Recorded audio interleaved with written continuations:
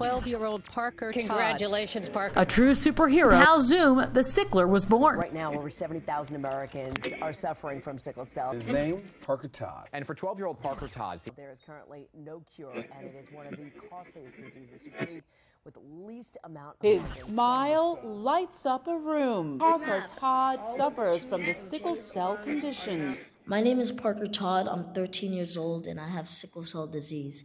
But you know what? Sickle cell disease does not have me. I feel accomplished, and I feel really proud that I can say that I've taken something to help inspire other people. It's constantly like someone's punching you or kicking you. So he turned that pain into purpose. Todd is the author of The Adventures of the Sickler. He talked about the book here at Brookdale Hospital in Brownsville. It's about an 11-year-old boy named Chase Parker who's going through a life-threatening disease. Hello, my name is Parker Todd. I'm 17 years old. I'm a high school student applying to colleges, and I'm also an accomplished author of The Adventures of the Sickler. We have been educating you on sickle cell disease. Right now, over 70,000 Americans are suffering from sickle cell. There is currently no cure, and it is one of the costliest diseases to treat with the least amount of funding from the states. So sickle cell disease is a blood disorder that affects the hemoglobin in your blood cells, and what that means is the oxygen levels in your blood cells aren't as high, and the blood disorder, it shapes your cells into, my analogy is like a crescent moon or a banana. And what that does is when your blood is moving through your veins, it can be very easy for the blood to get stuck. It affects me tremendously. The disease is very unpredictable, and I feel like that's the scary part, because one minute I can be living my best life at a concert, and then the next minute on my way to the hospital. So from a young age, I've always tried to educate myself about the disease, learning the disease that I live with, and the community. I started reaching out to local support groups such as the Sickle Cell Thalassemia Patients Network. They host an annual walk, and really just engaging with the community and going to events like the Sickle Cell Walk and other events in my local area. So since the release of my book, I've been going into hospitals to read to kids, just to lift their spirits and, you know, let them know that they're not alone during their fight against whatever disease that they're fighting against. As of recently, I have been going to schools and really spreading awareness about sickle cell disease, because, you know, not many children especially know what sickle cell disease is. Around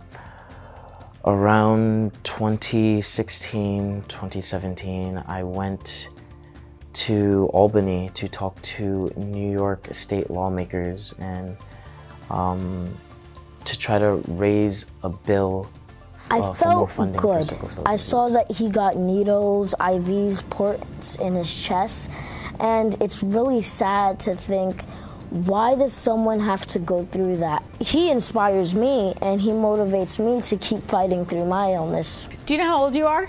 Yes, I'm 12. How old do you think you are in your mind? Sometimes I feel like I'm 20.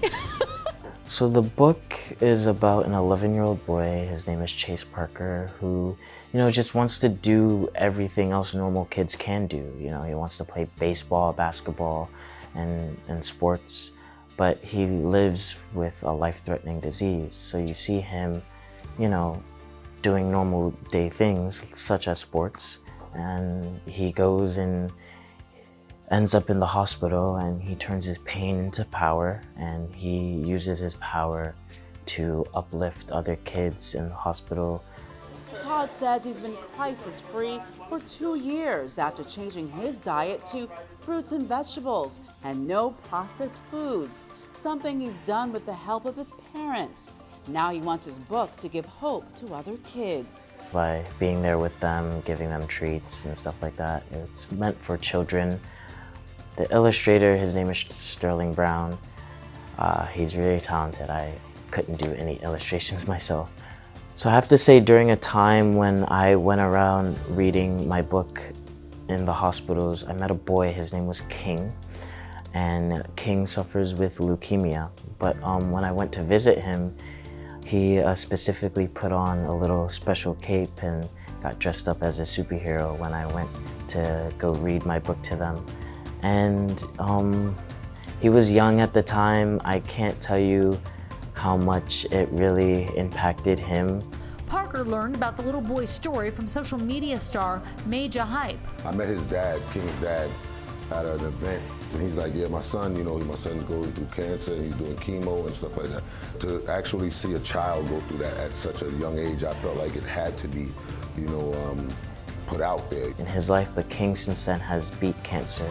And he was really happy to see me when I went to go read my book to him. So I feel like it is making a positive impact on the community, especially with young children who suffer with life-threatening illnesses. There are terribly painful crises that they're called, where you know, where you in fact had to be hospitalized.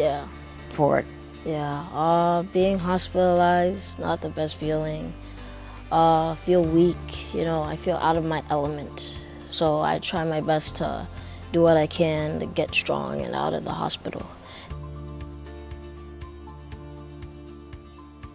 Currently, I have partnered up with the Make-A-Wish Foundation, and my book is to release with their wish packages that are to be sent out with sickle cell patients and anyone who can really relate to the book. And I'm really happy for that. As for the second book, it's already written. I'm waiting on the illustrations. It's for an older audience. It's more of a comic book style.